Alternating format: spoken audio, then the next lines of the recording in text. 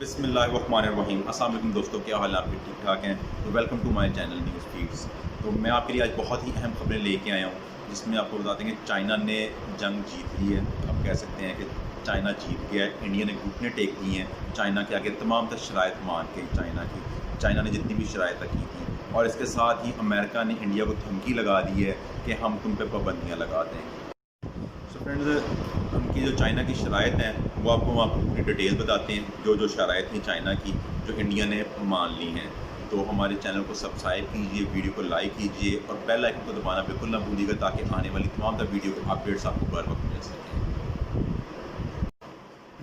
तो फ्रेंड्स, ऐसा क्या हुआ कि इंडिया को घुटने टेकने पड़ गए चाइना के आगे?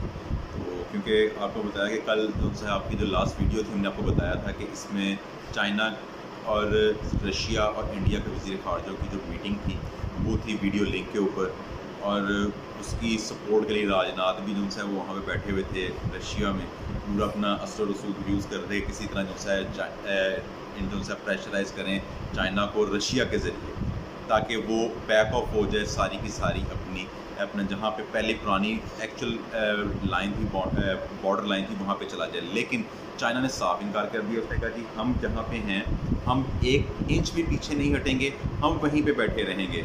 ये चीज़ उन्होंने ऑलरेडी पहले ही रशिया को बता दी हुई थी। उन्होंने अपनी शराइत भी बता दी थी, जिसके ऊपर अगर ये 5 शराइत जो सी अगर इंडिया कबूल करेगा तो हम जो सा है आगे इनके साथ चलेंगे, अगर नहीं करेगा तो हम नहीं चलेंगे।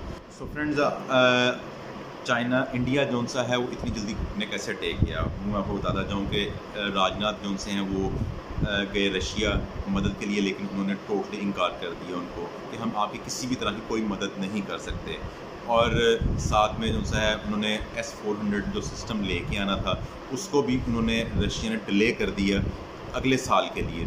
2021 तक जो है उन्होंने डिले कर दिया। उन्होंने सोचा कि चलो ये आ जाएगा तो असी पंगा ले लांगे चाइना के नाल। और साथ में जो है एक और बड़ी डेवलपमेंट हुई, वो ये हुई कि पाकिस्तान चाइना का तो ऑलरेडी इख्लाक है ही, लेकिन इसके साथ जो है वो नेपाल भी आके मिल गया। क्योंकि जब तीनों तरफ से 3 बॉर्डर खुल जाए, जो मैंने आपको लास्ट वीडियो में कहा था कि दुनिया की कोई भी बड़ी से बड़ी फौज हो वो नहीं लड़ सकती।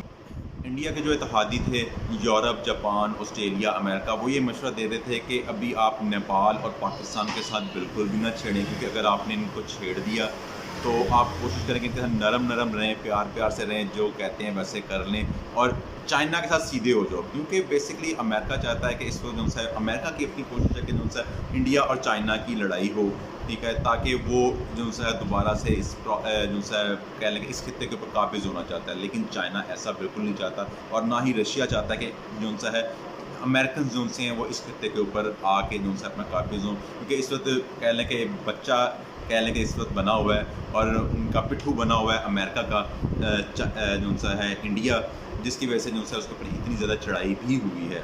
और इसी वजह से जो है रशिया ने भी अपने पूरी तरह से हाथ खींच लिए हैं इंडिया से, क्योंकि रशिया के भी जो ज़्यादा स्टेक्स हैं वो चाइना के साथ हैं, ना कि इंडिया के साथ हैं। क्योंकि 1 दहाई पहले और अब में आधी दहाई में बड़ा फ़र्क आ जाता है। अब ज़मीन और आसमान का फ़र्क आ गया।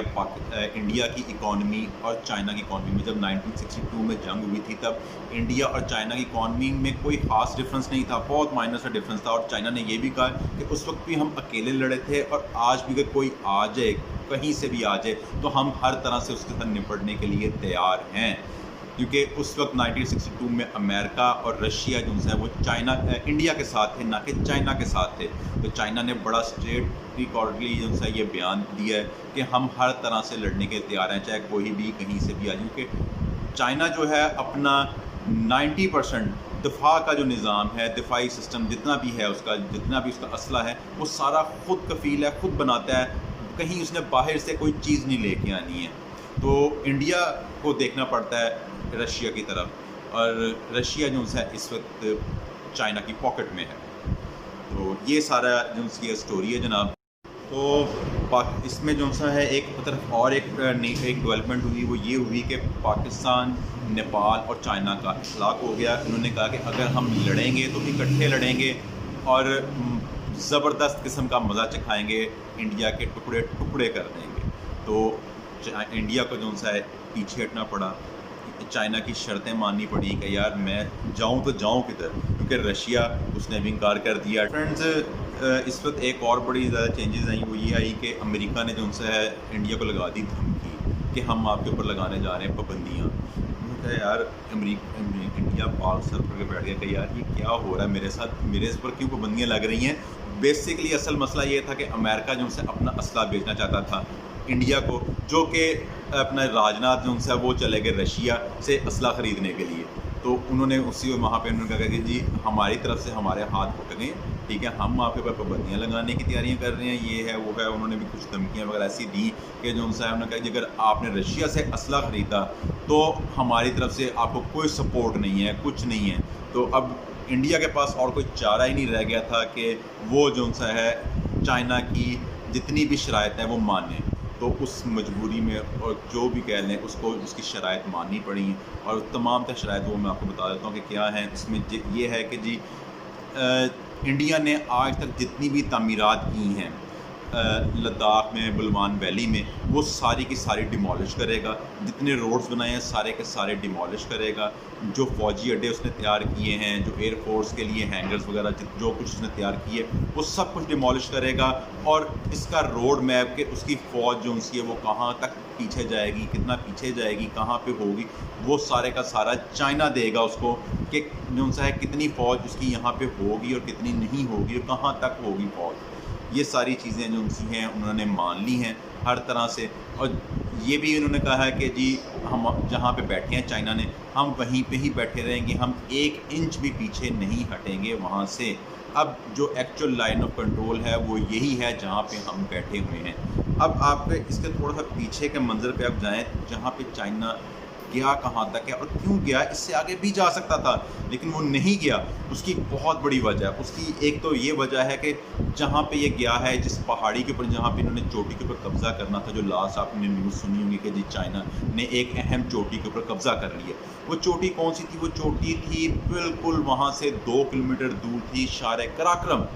शार कराक्रम अगर वहाँ से बैठ के वो कोई भी रॉकेट लॉन्चर भी मारता है तो वो वहाँ पे जाके पहुँच जाता है। तो उसने अपना सी पैक भी सेव करना था, क्योंकि देखें हर मुल्क के एक अपने स्टेक्स होते हैं, अपने तहफ़्फ़ुज़ात होते हैं। वो देखता है कि मैं कहाँ से फ़ायदा उठा सकता हूँ, क्या चीज़ उसकी। उसने देखा मैं सब पावर में हूँ, ताकत में हूँ, तो मैं यहाँ तक जा सकता हूँ, मैं यहाँ पे जाके अपनी इस चीज़ को सेव करूँ, जो कि वो अरबों डॉलर का इस वक्त इसके ऊपर इन्वेस्टमेंट कर रहा है सी पैक के ऊपर। तो उसको उसने सेव करना था। और ताकि ये सारा मामले हैं, इसके अलावा और भी बहुत सारी खबरें हैं। तो इंशाल्लाह क्योंकि वीडियो हो रही है बहुत लंबी, तो इंशाल्लाह आपको नेक्स्ट वीडियो में वो सारी डिटेल्स देते हैं। तो हमारे चैनल को अगर आपको वीडियो अच्छी लगी हो तो हमारे चैनल को सब्सक्राइब कीजिए, वीडियो को लाइक कीजिए और हमारे बेल आइकन को जो सा है वो क्लिक कर दीजिएगा ताकि आने वाली तमाम तरह वीडियोज़ के अपडेट्स आपको बर वक्त मिल सकें।